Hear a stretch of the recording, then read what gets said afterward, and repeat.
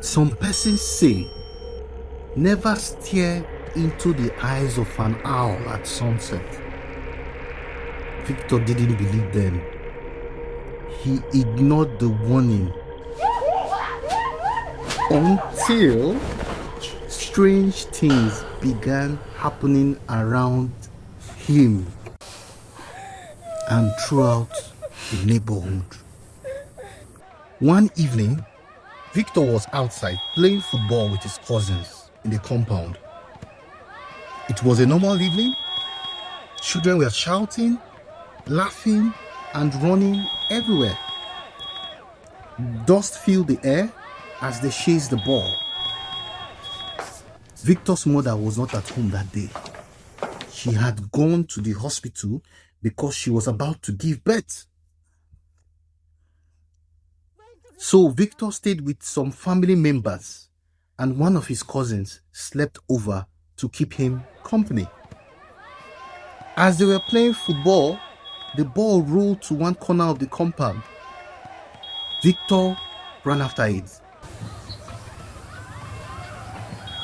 When he bent down to pick it up, something made him look up. On top of an old electric pole sat an owl. It wasn't moving. It was just staring. The strange thing was that it seemed to look only at Victor.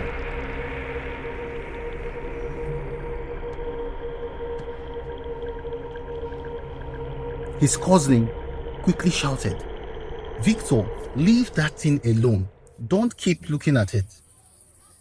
Victor laughed and said, "It's only a bird." But somehow he didn't feel comfortable. After a few seconds, the owl spread its wings and flew down, passing very close to Victor's face. As it flew past him, he felt a cold wind touch his skin. He couldn't explain it, but something inside him didn't feel right. That same night, Victor suddenly became sick. Serious malaria. His body became very hot and he complained of a serious headache. Everyone thought it was malaria. He became weak, started sweating, and could hardly eat. His cousin stayed close to him while the family tried their best to take care of him. But when it was time to sleep, the real fear began. Whenever Victor closed his eyes, he heard strange voices close to his ears. Soft voices from different corners of the room. Sometimes they whispered. Sometimes they said, "We are coming for you." Other times, they simply laughed. The sound made his whole body shake. Whenever he opened his eyes, the room became quiet again. But the moment he closed them, it started all over. The things became worse. Whenever Victor shut his eyes, he saw dark figures inside the darkness. They looked like shadowy people rushing towards him with sharp objects in their hands. They kept coming closer until Victor screamed and opened his eyes. After that, he became afraid to sleep. Later that same night, he heard scratching sounds on the wall beside his bed. He slowly turned. What he saw made his heart almost stop. Small, pencil-like human figures were walking across the wall. Some carried sticks, some had unusually long arms, some didn't even look complete. And this was something he had drawn earlier. Then suddenly, they all stopped. Slowly, they turned and looked straight to Victor. He heard tiny voices saying, "This boy can see us. Why is he looking at us?" Victor screamed, jumped off the bed, and ran out of the room crying.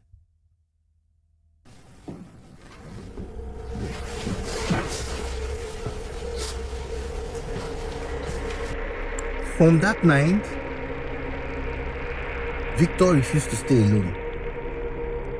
His cousin stayed close to him at all times. Even during the day, Victor kept staring at walls and empty corners as if someone was standing there. His fever continued. His headache became worse. Sometimes he held his head and whispered, "They are still talking." One night, Victor heard a soft sound outside his window. It sounded like someone dragging something slowly along the ground. He gently opened the curtain. Outside stood a young woman. She wore a white wrapper, but below her waist, there were no legs. She simply floated. Victor quickly closed the curtain. His heart was beating fast, but curiosity made him look again. Slowly, he opened the curtain for the second time. This time, the woman was much closer to the window.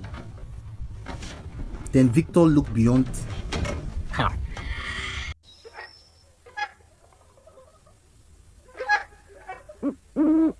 On a nearby electric pole hung another strange figure. Its body looked like a human.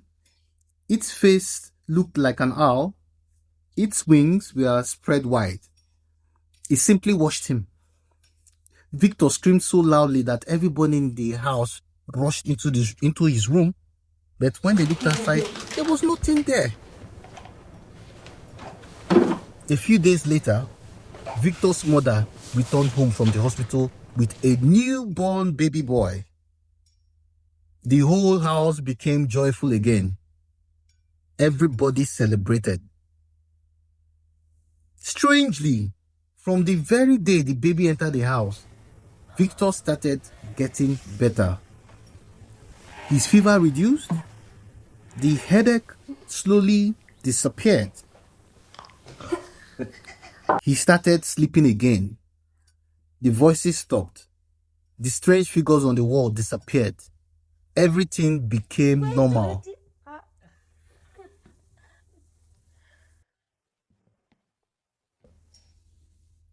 And that was when the neighbors began talking.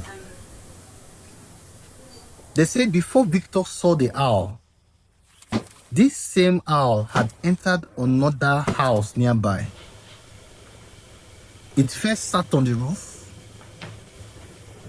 Later, it flew into the kitchen and stood quietly on top of a cupboard while one woman stared at it in fear. They chased it away and prayed.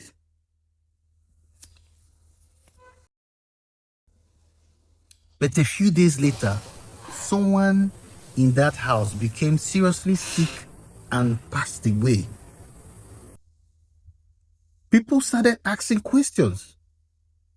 Why did nothing happen in Victor's house? Some believed the newborn baby came with a God's blessing. Some said the family's prayers protected Victor. Others believed his cousin staying close to him kept him safe because he was never left alone. Nobody truly knew the answer. Victor recovered completely. But even today, he never sleeps in a dark room. And whenever he sees an owl, he immediately looks away. Because according to Victor, sometimes an owl doesn't come to kill. Sometimes it comes to shoes.